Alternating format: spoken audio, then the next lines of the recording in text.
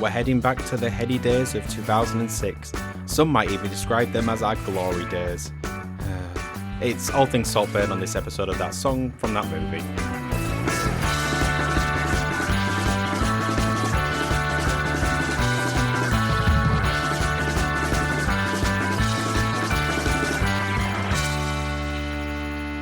Ask me a sum. Oh, yeah. Ask me a fucking sum. 2 plus 2? 57 times 18 or something? I can't remember what it is. I don't know, at least 12. Thank you for joining that song from that movie, the journey through the very best and worst of movie songs.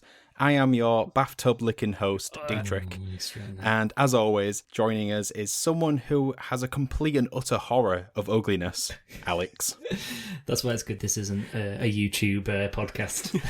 Strictly voice, strictly vocal. We have tried and the feedback was not good. Alex had a long list of notes for me and Ben. We have to definitely work on our aesthetic before we move into that territory. We got 3 YouTube strikes in one video. And completing the lineup is a man so lovely and dry, Ben. Yeah. Is that a backhanded compliment? I don't think it's meant as a negative Being thing. dry? I don't know. Lovely and dry. I mean, my eczema does. I am very dry. Okay, that's drag one. Damn it. It's not a visual podcast. You can't see the eczema. I would like to know in the past fortnight, what have you been watching? Now, for the first time in a long time, we've recorded fairly close to each other, so I'm eager to see if you've actually seen more movies. Usually you get the 3-week buffer, you two. Okay, do you want me to go first then? Go. I watched the movie Rustin on Netflix. Rustin? Come on, Ben, you've not seen Rustin. Come on, Alex, jump on. You'd be shocked to learn that I have no idea what it is. It's the Barack and Michelle Obama produced film about one of the people responsible for the March on Washington. Straight Rustin. Really fantastic film. It's one of those films where when you've finished, you go, I could have happily watched another hour of that. Ooh. Just a fascinating movie about this person. I very rarely say that about any film because of my attention span. Do you know, I did know roughly about this because it was a question on Only Connect a couple of weeks ago. And thank God the video nasties are out. That's Only Connect reference, not related to the film. But yeah, that's what I watched, and it's fantastic. Recommend. 7 thumbs up. 7 thumbs up. Andy Lau recommended. Go on now. I have not watched any films. You've not given me a big enough window. No, I have watched one film, and it is the film that we're reviewing tonight. And actually, it was me watching it that spawned this episode, so it's not my That's fair. fault. Yeah, that's true. That's fair. So I have been watching a lot of TV, though. I've been watching a lot of Slow Horses, which I would recommend to everybody. It's got Gary Oldman in it. Is that like I thought it was a new song by that what's-her-face? The lady that did not have good physical features and therefore she did really well in Britain's Got Talent. Susan Boyle? Susan because Boyle, she did a the cover of Wild Horses. Wild Horses, that was the song. Yeah, Subo, that was it. I can't remember what her name was. It's Slow Horses. It's a TV show on Apple. I have never ever got Apple Plus. Is it worth it? There's some good stuff on there, e.g. Slow Horses. Sponsor us. There's a TV show called Severance, which we watched 3 episodes of, which seemed like it was going to be really good, but we never watched the rest of it. So that way you will. That is so modern. That is such a sort of example of modern media. Of that, like, I actually quite liked the show. Never finished it. Yeah, it was like that. The good thing about Apple TV, I think it's actually called, is you can get a 7-day trial and watch all of Slow Horses within that period if you so choose. So I would recommend doing that. Just for Slow Horses. Yes. Not for that. What's that football show that everyone talks about? Ted Lasso. Yeah, which I did try and watch once, and I was like, yeah, it's fine. It looks fine. It was fine. But that's it. How about you, Ben? Have you been watching any films? I went to the cinema 3 days in a row, Mm-hmm. and 2 of those days were seeing films I'd already seen. Okay. I saw The Boy and the Heron again just because I absolutely loved it so much the first time. Did you see it by yourself both times? Nothing wrong with that. Why you got to do me like that, mate? I was just curious. The second time I saw it was in IMAX. Okay, but it's just that the idea that you enjoyed it so much the first time. It made my tears feel that more real. I had time to kill. Then on Monday night I saw Blade Runner, the original final cut, just because it must be some anniversary. It was in the cinema again. It's always in the cinema. And then I saw Ferrari, which was not good, and that's ruined it, and that's why I've not gone 4 days in a row. It didn't look good. No, No, I saw the but poster. I was just like, The clue is when it said Sky Movie at the yes. top. It's never usually a good sign. I sometimes get lulled in by like the Odeon app where it's like, oh, there's loads of showings on that thing. And then I look the next week and like, one showing? This is my last chance to see that film. So I'm going to go see The Beekeeper. Again, Sky Cinema Movie Original. Or it's called. It is. There's a lot of those now going. Although that one does look like fun. Yeah, I'm probably joking. Not sure if I it's mean, on I think the purpose. next film is definitely Poor Things. That's got to be the ones everyone should be watching. Yeah. Because I think it's like the Oscar Yeah. frontrunner in it. It won the Golden Globe. And not So, Mean Girls, because that looks poop. It's been getting decent reviews. Has it? I thought it's been getting naff reviews. I've only seen positive reviews. of it. They annoyingly they don't make it clear it's a musical in the trailer. Yes. I think more people need to know this. Yes. That little music note in the logo is doing a lot of heavy lifting. Yeah. Oh yeah. Absolutely. There has been a bit of a trend, hasn't there? Because Wonka was the same. They didn't make it clear that it was a musical. Mean Girls. It's a musical? Yeah. Yeah. And, I didn't even know it was a musical. And The Colour Purple as well, because they've just done a musical version of The Colour Purple, and all three of them have not advertised. That's a themselves. musical as well. Yeah. What the hell's going on Yeah, here? because Jesus Christ. Mean Girls and The Colour Purple are both based on Broadway musicals. The musical versions of My those God. original ideas. Yeah. Yeah, whereas I Wonka did is not just know a musical. But again, like, yeah, none of them have made it explicit in the trailers. I don't know why. I guess maybe they're worried that being a musical isn't bad form or won't get people into the cinema. But then, like, when they arrive and they realise it's a musical, then they're going to be confused. It's too late. I assume that Anthony Hopkins One Life film is not a musical. I assume so, but it looks so crass, doesn't it? It just looks so It does painful. It's one of those films. There's always one at the cinema. It's like they're usually Sky Originals, and they've always seemed to got Timothy Spall on. You know, like Save Our Fishing Harbour film or something. You're talking about Fisherman's Friends. You know the exact ones that I'm on about. Fisherman's Friends. I think I mix Saving the Cinema and Fisherman's Friends together. And we know how much of a fan Alex is of the Guernsey Potato Peel and Pie Society or whatever it was. Genuinely good film. Genuinely I good know film. you said that, but And I I just won't can't have get it. past the It's alright. title. It's genuinely good. Hey, what's this? A contemporary selection on that song from that movie? That can't be right. But anyway, here's our guide to Saltburn, and it's many songs, but actually just Murder on the Dance Floor. So to find out what was happening in the world when the movie came out, Time for some history. Look out the window, people. It's going on around you. Don't listen to me. Stop staring at your screens. Look around. That's history. Stick your head It's out. live. Feel the yeah, weather. this is what happens when we do something contemporary. We've brought this on ourselves. The news is bad. But when was this film actually released? When was it released? December Boxing Day, wasn't it? Was actually it's literally like a couple of weeks old. Do you know what day it is today? Today, sir, it's Saltburn release day. That awful sound. I can't get it out. Oh god, don't. I know. I'm gonna get angry at that scene in a minute. Anyway, yeah, we're talking about Saltburn, that film that everyone seems to be talking about, and some people have seen, but most people haven't. Directed by Emerald Fennell in her second directorial film, it stars the likes of Barry Keoghan, Jacob Elordi, Rosamud Pike, and Richard E. Grant in a film set around England 2006. And it follows a young, isolated Oxford University student who grows an unlikely friendship with a popular aristocratic peer who later invites him to spend the summer at his eccentric family's estate. This one has, I think, almost virally has more buzz than I think any film since like the Barbie Oppenheimer stuff. And it maybe even more so in some ways. But what do you think of the film, guys? Well, first of all, before I tentatively give my opinion on Saltburn, can I just take a moment to say that it's so nice that I can utter... I watched this for the first time the other day, and it not be a stick to beat me with.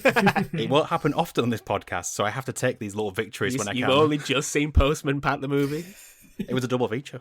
Wow. Oh, can you imagine those poor children? Anyway, Saltburn. As of right now, it's been 2 days since I watched it, or maybe a better word would be experienced it. It's had 2 days to stew in my brain. You had the smell-o-vision on. God, imagine the smells of this film. Oh. No, I don't. I literally winced, and my body had a full-on reaction just at that idea. And guys, I think if I was to sum it up in a word or two, I'd perhaps go for something very pretentious-y, like a gothical triumph of cinema. Comical triumph. Yeah, I simply loved this film. Oh, really? Yeah. Great. It scooped me up in the first couple of seconds and held me in its uneasy hands until the very end. Oh, stop saying those words. Stop saying onomatopoeic words. I mean, stop me if I'm wrong, but I think we've spoken about this feeling before where it's such a well-crafted movie that you can't stop thinking about it. Like, so as soon as like the credits start to roll, I'm going to bed and I'm seeing like flashes of it in my head. I'm going to work and it's still rattling around in my brain. Is that good? Oh yeah, definitely in this case, yeah. I'm reading opinion pieces on it. The film's made you pondering read. potential like foreshadowing and thinking about like how each moment in the movie could or could not have changed the fate of every character. It's like a Pandora's box of questions which the movie wants you to ask. I agree. And I agree just with that part. Absolutely loved it. I even wrote down a little list of questions that I thought, give an example, like what if, spoilers, what if Felix never met all of his parents? What if Farley didn't return to the party?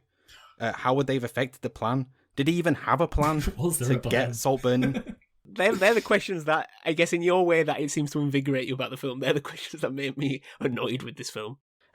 But in what way? Like it's asking you to think about that. What does that even mean? What does that even mean? I think some of the, I don't know, I feel like some of the payoffs that it's working towards, it has not earned. I do enjoy this film. I do. I think it is good. I think it's shot fantastically. I think it's incredibly acted. I think the screenplay's fun. And the film is pretty fun. I just think it doesn't tie well together, in my opinion. I think some of the scenes, and we'll go on to talk about some of the scenes, I don't think they need to be there in the ways that they are. Or at least in the lengths that they are. I feel like it detracts from what is, I think could be a fairly tight film that I think just has a few too many loose ends, which it hides behind its sort of garish, either like black comedy or its, I don't know, just the bouncy nature that some of the moments have. I know it's supposed to be kind of off kilter, but I think sometimes it's just too far. And I don't know, I just found it too jarring at points. I do like the film. I just think it could have been an amazing film in my eyes. It just loses out. Go on, Al. Well, I really loved that Dee really loved it, because I don't know why, but I thought that you might not. And I thought we might have to have a lot of arguments, because I also love this film. Oh, thank God. I honestly, I was so worried. I was going, it's going to be called by my name again. Yeah, but this is the thing, because like But reversed. the reception of this film has been divisive, to say the least. I think like there's a lot of people who have been very critical about it. In particular, like they seem to think that the film doesn't necessarily have a point, or it's trying to be satire but falls flat of actually making it there. But I think like those criticisms are actually missing the point of it, which is just that films can just be fun and surprising and a ride, and they don't always have to say something like earth-shattering. I get that people could argue that Emerald Fennell, and this is one of the arguments been put against her, is she's someone of a particular class, portraying the rich as naive at worst and the working class as kind of like vindictive and murderous social cannibals at best. But I think what's really funny about this film for me, and what's great about it, is that the film actually says that being middle class is actually the ultimate crime and shame of life. And actually it's better to be one or the other and not in the middle somewhere. But I just think, you were invited you in and played with you. That's what I've written. It's similar to what he said. It's kind of cheeky. It's funny. It was a romp. Yeah. Characters were really well drawn, especially the Catton family, which are the family that live at Saltburn. And I mean, for me, Jacob Elordi's performance of Felix was literally perfection. Yes. Yeah, possibly one of the sexiest people I've seen. That is one incredibly beautiful man. But it's like a reverse Halo effect where I wanted to hate him from the start, and I was like, stop winning me round. Yeah, but this is what I've thought as well, because we've all kind of met that like very posh person who you should really hate, and they're a bit cringe and they're a bit detestable, but they kind of still win you over. It's like the confidence of wealth that they can just be themselves, and even though it's a bit cringe at times, because there are dark doesn't even realise he's flaunting it. Yeah, exactly. And like it's just, you just can't help but just like be glued to him the entire time. But I thought that the style of it, the cinematography, the way it kind of like darts around and it's pieced together, and even the script, the writing of the script and some of the jokes were just really, really laugh out loud. So yeah, I just that was great. I don't think it's perfect. Yeah. I felt some of the same things that you did, Ben. I think like the ending in particular is quite drawn out. Like I think up until that point, it was everything feels right, and then that part sort of like feels tacked on the end. And there's a big reveal about what he actually did, and it's like, but we already knew that as the audience. Like, she thinks in that moment that the audience isn't as smart as it is. Yeah, I think it tries to tie that aspect of him in too nice a bow. Yeah, exactly. It could have been more subtle. I don't really like, as fantastic as I think that performance is, I just think the character is a bit too. You're either trying to see him as some sort of evil genius 1 minute who has planned this from the start, to a almost autistic level of shy and uncomfortable in social situations, to this kind of perverse, almost narcissistic, confident, sex-crazed individual, to a psychopath. And there's so many character aspects of that if you play this off as a completely fun film, which I think I tried to and would have enjoyed it more, but I guess the criticism I have more of Emerald Fennell is that, to me, in interviews, she's making it out to be this really almost kind of culturally significant film. How she talks about it in like, oh, it means this, and there's all this symbolism, and I'm like, oh, don't say it. Just comment on what people are commenting on, and just leave it at that. And I think I feel like the film is trying to, especially with the ending, make it bigger than what it is, and it's fine with what it is. I can't speak to what the director said, but what I would say in defense of the end of the film, in terms of it being drawn out, I think it's kind of the point. Okay. We're seeing the entire film from the perspective of an unreliable narrator who is making his plan sound much grander and much better than it actually was. Yeah. It was actually just very fortuitous, or potentially fortuitous, the entire time. But he's making himself out to be like a Patrick Bateman style character. Yeah, yes. But is it? Which I guess goes back to the thing of like asking the questions about his master plan. Did he even have a master plan? He thinks he's a mastermind, but is he actually? And that's something that in film ends the with. other way, it works, didn't it? Well, he got there in the end. Yeah, and I think I completely agree with what you just said there, Dee. I think it's good in some ways to see how potentially opportunistic it was. I think what I'm saying is that I don't think you needed to see it. I think it's enough to imply it. No. And you can actually have it there. It's like, well, was this planned? Wasn't it planned? Did he actually kill them? Because, they leave it with the sister initially that she maybe committed suicide, and then they show him doing it, and it just felt like, well, we can have our own interpretation of whether he planned to do it, whether he actually did it or not, for me. But well, that's what I mean. In my opinion, we still have that because we're seeing it from his perspective of saying, "I'd made this happen." Yeah. But really, did he make it happen? I liked what you're saying about the interpretation, because I did think that when he's saying like, I manipulated, and then you're flashed with the scenes of actually he just had this ridiculously not unrequited love, but just this complete infatuation with this person. Which is clear because he basically has sex with the grave. Yes. Great scene. Yeah. I don't think necessarily I would have liked it more with the end, but I just think you're trying to have your big payoff, and I thought there was enough payoff throughout the film. To me, I didn't dislike that ending. I just thought it was unnecessary because it just drew too much attention to it all when it didn't need to. But I can see your point as well, Dee. I don't think the thing with the bar when he had all the money in the wallet. It's like, at that point, why are you trying to manipulate him to come? Like, is it just like it just feels very? I feel like it's trying to make it look like he always had this again really callous side of him. That's assuming that what we're being shown, because he's saying this to Rosamud Pike's character. Yeah. We have to believe that or you're choosing to believe that he did have that money in his wallet the way he's telling this story. But I feel like, why would you lie to a person who's about to die? Like, unless you're lying to yourself. If you think you're a mastermind? I think criminal masterminds are so narcissistic and egotistical that he would be really reactive to anyone that's belittling him, which he's not in the film. He gets belittled a lot and is able to just stomach it. And if you're going on the site like he's just void of emotion, he's not, because he's actually quite emotive and kind and considerate at different times. Yeah, but then there's the bit like where he punches the mirror. But did he actually punch the mirror? Like, is he actually keeping his cool? Yeah. We don't know. Yeah. I think he's done really well. To me, it's just slightly too chaotic. And it's the same thing with the... I live for the chaos, babe. Yeah, which is good. It's the same. We'll quickly reference I guess there's two main scenes. There's the drinking the bathwater that Jacob Elordi's character Felix has just masturbated into. Mm. He slurps it up. He drinks that milkshake to steal the line from literally tongues the plug hole, doesn't he?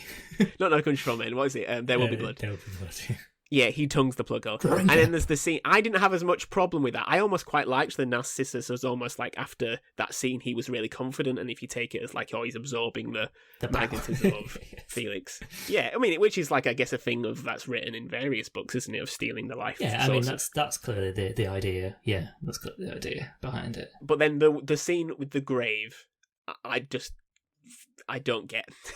For any experience I've ever read of human behaviour, I've never seen someone who just... I don't know what he's doing. Well, I guess it could be read in two ways.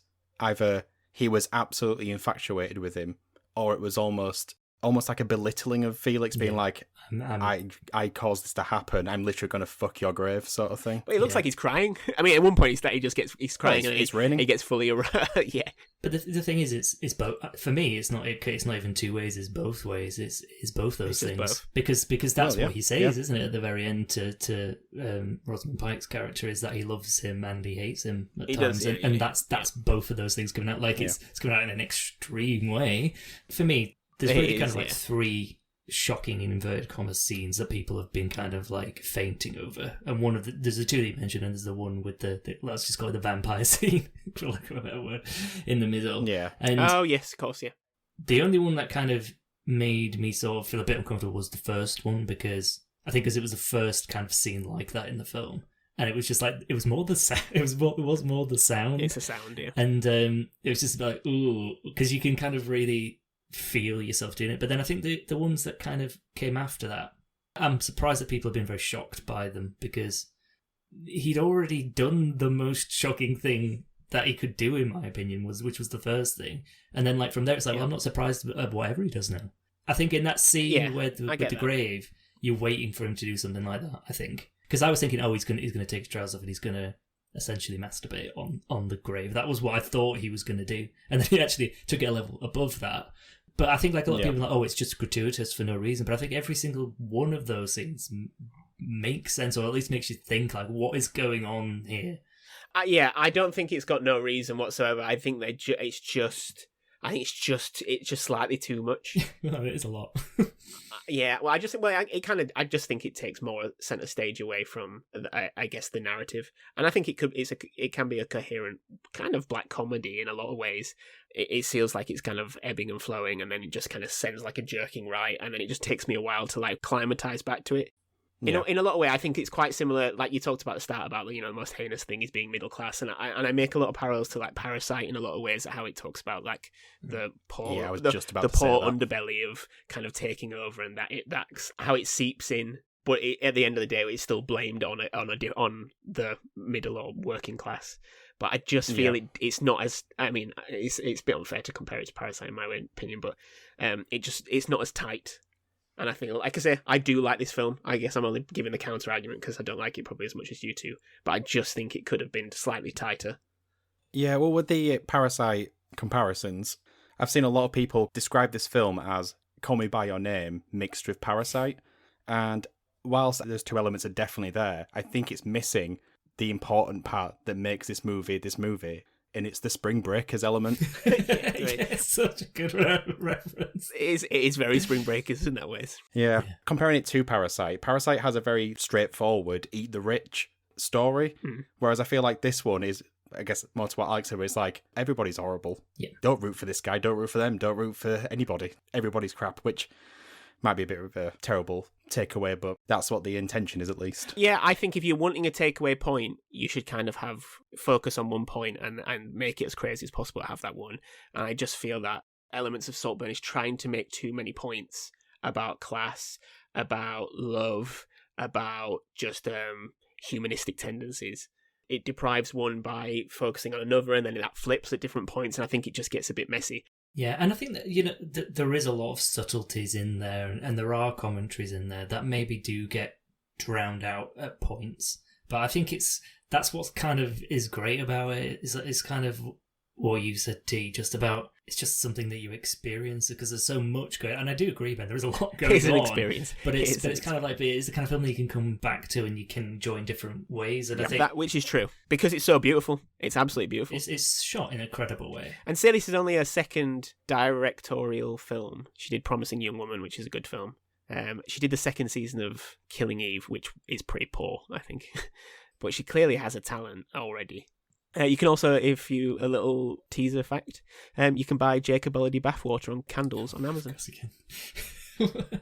you can. Anyone want to know what they smell like? Kind of. Moving on. Any idea on potential influences for this film? I saw, God, what was it called? Crap, I'm trying to think of the name of it. I guess the big example she says, which stands out to me, is Clockwork Orange, which I do think there's a lot of subversion elements that's similar to Clockwork Orange. She also says Rebecca. Have you ever seen the film Rebecca? Yes, Daphne du Maurier's, I guess, Alfred Hitchcock film. Yeah. Yeah, which is again a story of that kind of extreme infatuation. His wife dies, and the new person he makes look like their wife. That through sort of various behaviour and mannerisms and appearance. And then Cruel Intentions, the film, which is, I think, is becoming a huge cult film. Do you remember Cruel Intentions? I'm not sure I've seen that. Again, it's a very sort of like, not lurid, but it's very sort of teen, sexualised, lots of... As is this is a film where everyone's sex fluid, gender fluid, there's lots of fluid, it's just everything's fluid. Yeah, which is an interesting thing, because that feels more of a current contemporary reality rather than a 2006 reality. But because I was having this conversation with someone about it, and I was thinking, well, kind of, I guess we don't really know what the rich and wealthy were doing. I think that's kind of the point. Like, maybe they have always been this way, going like, you conjure up the images of the ancient Greeks and stuff. It's like very that. Greek, yeah. isn't it? Yeah, that's what I thought. It's just like, it doesn't matter as long as I can get hold of it. But it's more the character of Oliver. Like, I guess, like, he didn't necessarily always feel like a 2006 character. I mean, I don't know about you guys, but I didn't know this was a period film. Pardon the vampire pun there, but. Until I mean, I wouldn't have even got that. I would not have even got until I watched it, until it started. I think maybe I thought it could be because like one of the big main influences, Brideshead, obviously, Brideshead Revisited, which is even referenced in the film. Like that's one of the main story frameworks for this. But it's so I thought, maybe it's set at the same time as that is, which is kind of like the early 1900s. But no. It's set in 2006, which I think is weird. Are you aware of the novel The Go-Between, Alex? I am roughly aware of it, yeah. I know of it. Yeah, well, apparently that was a big influence, and she quotes some stuff in the film, apparently. Yeah. Don't know what it means. Not bothered to research books. It's not for me.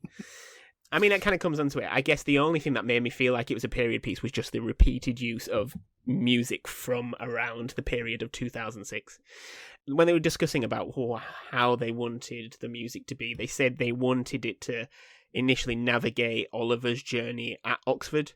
So I guess as a first year mostly, which it kind of covers 3 years very quickly. But I mean, we can all probably remember that when you're like sort of, at 16 to 18 and all your entire feelings that you put into song. Like, oh, this song, this means this thing to me. And, I have my lonely songs. I've got my sort of, energy club bangers, and I've got my sort of, romance sort of when no one's around. I'm, my secret guilty pleasures, which I think we might slightly get onto later. So yeah, there's various songs of the period. Anyone stand out to you? We've obviously got Time to Pretend by MGMT, which is a big, big chance. It just feels like somebody took a scene from the first season of Skins and put it on into a thriller. Yeah. But Loneliness by Tom Craft in the Club. Yes, absolute floor filler. Fantastic. And when I heard that, I was like, I've not heard this for ages. Yeah, that's an absolute banger, isn't it? The other one that really stood out for me was Block Party. I think it was This Modern Love, I think it was. Yeah, Block Party. But the only problem with that is that they've really timed that poorly, because it's used in an EE advert right now as well. So really? Oh no. So that's not great. But it's used very nicely in the film, because it's kind of... It just really takes you back to like going to like close. And there's even a little bit of Mr. Brightside, just because you got to millennial anthem. Tiny bit of Mr. Brightside. Just you've got to have it. Yeah, I'm glad they didn't play it properly, and they just kind of... It was a really tiny reference on it. It would have dropped a star if you did. There's even a bit of Have a Cheeky Christmas by the Cheeky Girls if you managed to catch that. Yeah. Yeah, I enjoyed the use of Satisfaction as well when they're talking on the bridge. Oh yeah, Benny Benassi. Yeah, absolutely. That's a great pick. I mean, there's loads. There's a bit of there's a bit of Flow Rider.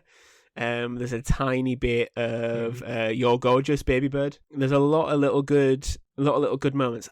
Yeah, there is. Like that whole karaoke bit, like the Richard E. Grant line when he's like, oh, that's the best bit about karaoke. The words are on the screen. It's so good. I mean, every line that Richard E. Grant says in this film is just absolutely perfectly delivered. He's got that smile, that proper sort of wicked smile. The best bit is the bit when, I mean, at first I hated it, I must admit, you know, when Felix is dead and they're all like, oh, tea time. And I was like, that's so black comedy that it's almost edging on the complete surreal. But then when they're inside, I love that scene when they're obviously wheeling the corpse past and they're all just like with the drapes. Close the drapes! I love that scene as just a perfect capture of the stiff upper lip aspect. I just didn't like the bit when they see the body and they're like, oh, never mind. It was a lovely boy. So the most important song that we want to mention and focus on is Murder on the Dance Floor, a song written and performed by Sophie Ellis-Bextor, produced by Alexander and Matt Rowe for Ellis-Bextor's first album, Read My Lips, all the way back in 2001. This song was 5 years late by the time it obviously made it to Oliver's naked dance as Barry Keoghan runs a beautifully semi-choreographed number. As the song's playing out, almost diegetically, there's a slight echo to it as it's playing in the large halls of the Saltburn estate. And yes, he is butt naked. What do we think about this scene, guys, as it bookends the film? Well, it was great, wasn't it? It's great. I think the thing is, like I said, I wasn't convinced by the sort of slightly drawn-out way of telling the ending. But when this scene came on, I was like, it's We'll Be Back. Forget everything. Forget that last 10 minutes. I'm back, boys. He's back, boys. And the thing is, like, the one thing I kind of knew about this film before seeing it was that this song had a prominent part in it. And it was getting closer and closer to the end. I was like, well, when is that song going to happen? Because I think I was exactly the same. Because I thought, the scene where there's the party for his birthday, you're sensing that something bad is going to happen. I was thinking, like, is he going to just kill everybody and they're going to play this song? Is it going to be like a red wedding? Yeah, that's genuinely where my mind went, and then it didn't happen. I was like, oh, I wonder when the song's going to feature. And then when it kicked in, I was like, come on. And then you see him kind of just like grasp both sides of the open archway, and it's like, this is going to be a very good ending, and it was. I mean, obviously, a lot of it I was trying to just. I was tossing back and forth in my mind.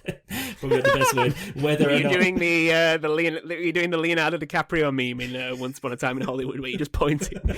Well, I mean, part of it going around in my head is that real? Because there's a reference to it earlier in the film, isn't there? We were trying to figure out, like, was the reference added in just because he is well endowed, or was he well endowed because of the line earlier in the film? Like, I don't know. But that was going around.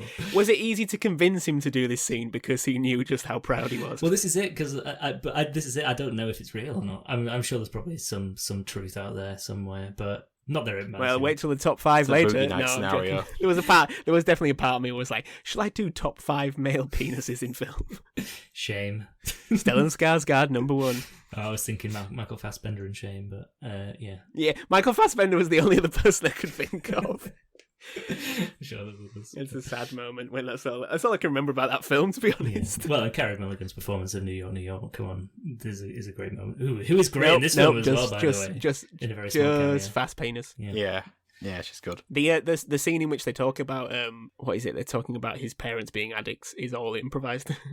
Oh, is it where he's overhearing them talk about it in the room? You know, is the rehab in Liverpool, and she's basically like all of Liverpool's rehab, and it's all improvised. No, it's good.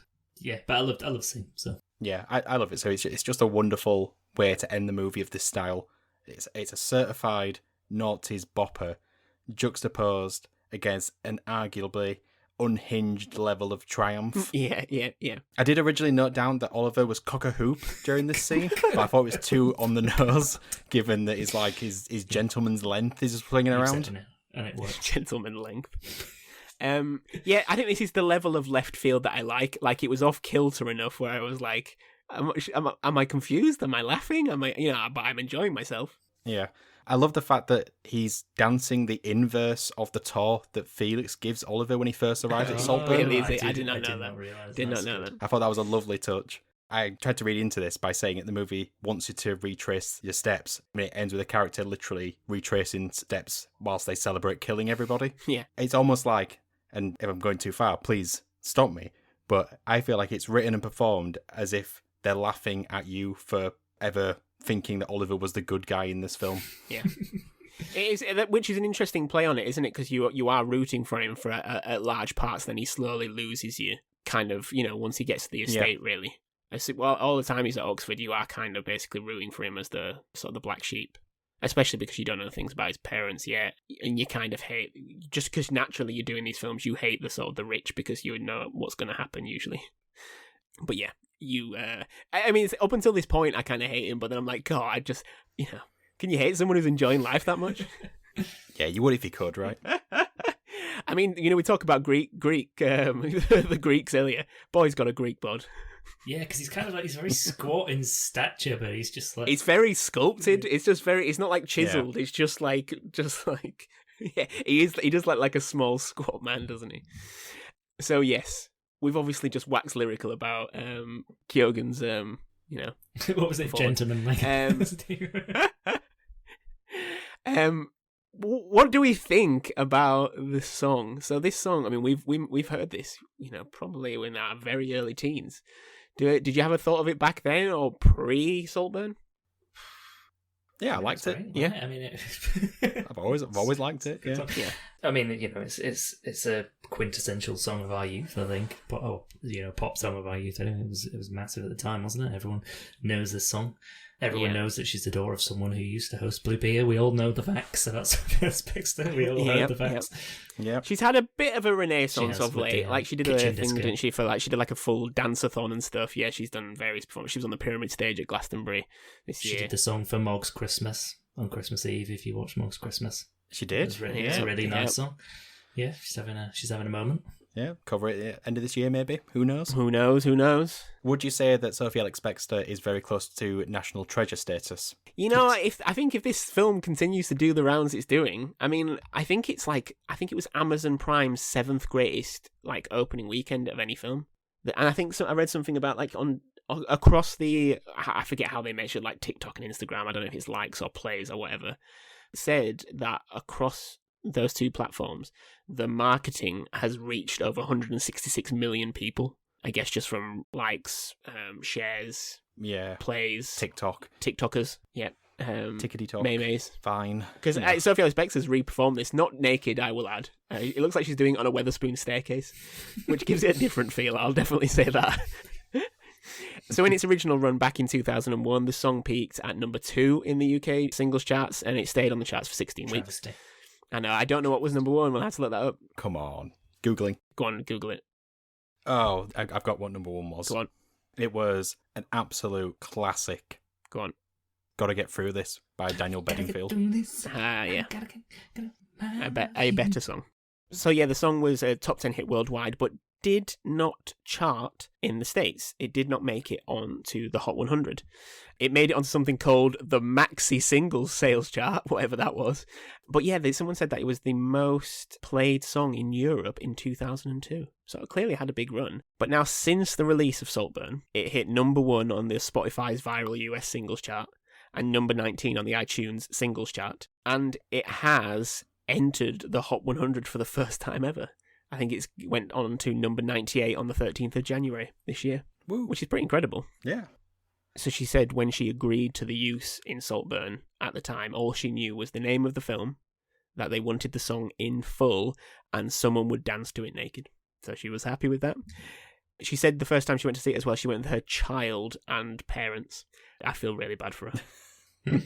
Her son, I think he's only young, feels that it's not a very good song. So support your mother more. It's not fair, is it? Much prefers the songs of his dad's band, such as Film My Little World. Is the dad from The Feeling? Did you know? I did not know that. Sophie Ellis-Bextor's husband is from The Feeling. Is Mr. Feeling? He's not the singer, but he's the guitar. He's the guitar player in The Feeling. Yeah. Oh my god! I could have done a top 5 The Feeling songs at the end of this. Well, you absolutely could have. Never Be Lonely. Kaleidoscope. Absolutely. I did not know come that. On Sown as well. I'm going on a deep dive after this. On Sown. Ba, ba, ba, ba, ba, ba, were they over around this time? Were they around this time? They were probably around 2006. Maybe not as early as Sophie Ellis-Bextor. They could have been in the film. They could have. That would have been good. Captured a moment. Sophie Ellis-Bextor said that it feels very magical, this being in the film. And if I'm honest, I don't think I've completely processed it, really, which makes sense. You can imagine someone stood there with a microphone as soon as she walks out of the film. It's a song I've been singing for over 20 years. I still love singing it.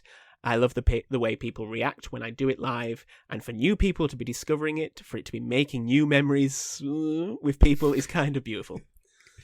It does look like I've rewatched some performances of hers over the past year. I love someone that can play the song that has made them famous and still look like they enjoy it.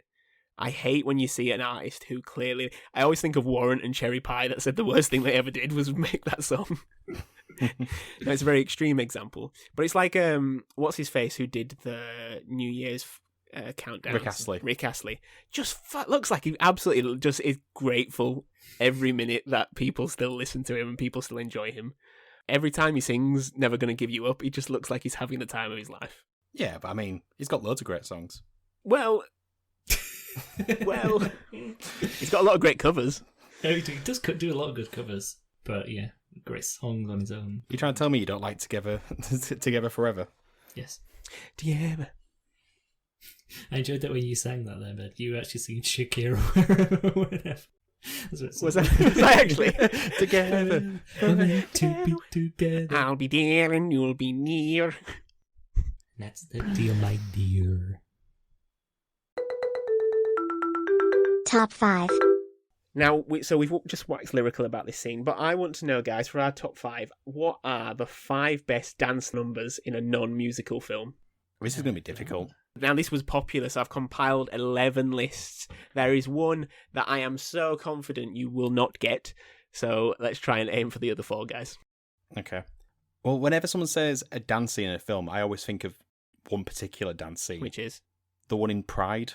Oh, yeah, great scene, though. Not there. We should cover that film. I know exactly which one you mean, yeah. No, we should cover Pride. Yeah. I mean, the one that jumps to my mind is Tom Cruise in Risky Business. Is that the film?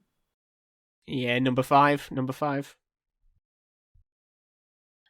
It's a dance scenes. Oh, this is difficult. Like dance numbers, yeah, dance scenes in non-musical movies. The one from Barbie, the Ken one. No, some of these articles may have been written because that was truly bizarre. The one in Oppenheimer. oh. There's when he just started dancing on the bomb. There's one that was in every single list, very high up. It's very, very famous. Napoleon Dynamite. It was on quite a few lists, but yeah, I think it's on the 9th on the compiled list. Oh, American Psycho. You know, it was on a lot.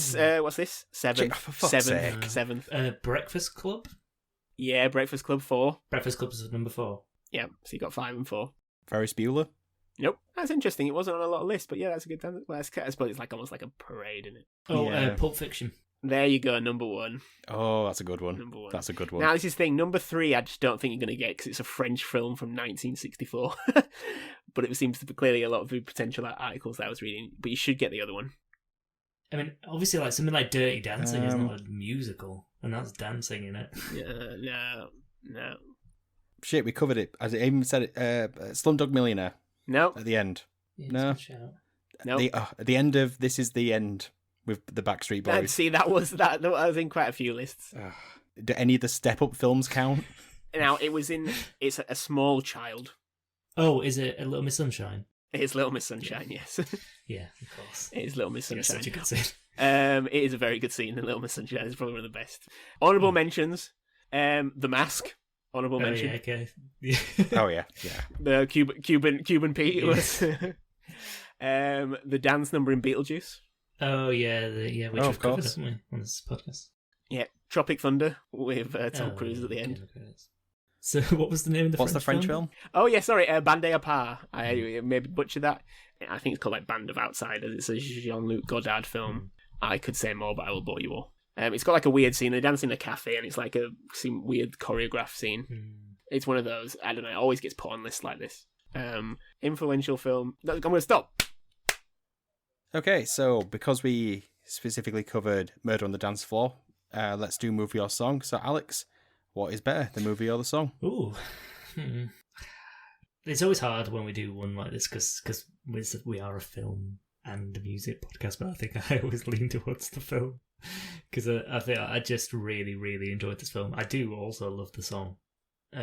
One thing I did think about the song was, as much as I loved the scene and I loved the music, you could have maybe had a different song, and it would still have probably been great. I know we've kind of used that as a measure before. But murder on the dance floor, Alex. It's about murder. Yeah, but there wasn't a dance floor. Because this is why I was thinking it was going to come earlier when there was that. Life is his dance floor. That's something that Emerald Fennell would. I don't want to go against the song being in the scene, but I feel like you could have used something else, and it would have. I don't think the song itself added loads to it, so I think I'll just say film. Yeah, that's where I am with this. So I'm going to say film as well. What about you, Ben? See, yeah, I enjoy Saltburn, but it's just like you said about almost like she's a British darling. I think this song is just so quintessentially British. I feel like 2001 would be very different without this song. Yeah, I mean, how many times has this been used on Strictly? The amount of times that I've been singing this song over the past few days is ridiculous. I have a playlist on Spotify which is just my favourite songs at the moment, littered with things from the past few months, plus Murder on the Dance Floor. I just can't help but bop to it in the car. Yeah, bop is the perfect word to describe this song. Yeah, it is a proper kitchen dance song. Like, it's a proper I'm cooking and I can just like slightly move my feet. Yeah, it is exactly that, and I've probably done that several times. So that brings an end to another episode of That Song from That Movie. Let us know on one of our many social media platforms what you think of the movie. Ben, what is our social media handle? At TSFTMPod. Thank you. So you can help the podcast in many ways, and one of those ways is on Reddit. So Alex, what random subreddit should they share this on this time? Oh no, I didn't realize you were going to throw this to me. The just the subreddit of the band, The Feeling. Yes, nice. That's perfect. You can also help the podcast by telling your friends, leaving us a 5-star review wherever you're listening, buying our merch, signing up to our Patreon. All the links are in the show's notes. Also, if you're listening for the first time and you got this far, you clearly must have enjoyed it, right? So why not hit that subscribe button? Now, this is the part of the episode where I'd normally do the goodbyes, but before I do that, I wanted to shout out our new look, our new logo, designed by the very talented at MRDRBLL on Twitter. So that's Murderball without the vowels. We're absolutely over the moon with how it came out and think he did a fantastic job, and we hope that everyone loves it too. So yeah, thank you very much for that, Matt. Yeah, thank you. Yeah, definitely. Absolutely. So what's left now is to do some goodbyes. So it's goodbye from myself, goodbye, and goodbye from Alex. Bring on the Slay Prairies. That was so close to being my opener. And goodbye from Ben. I'm upset because The Feeling were playing in Chiswick in 2020. That was the last post on the subreddit. You missed it.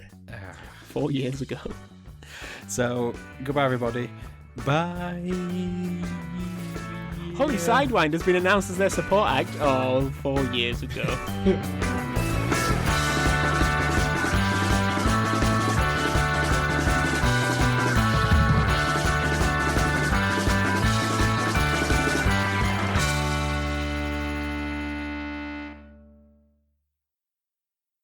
Fill my little world right up, right up.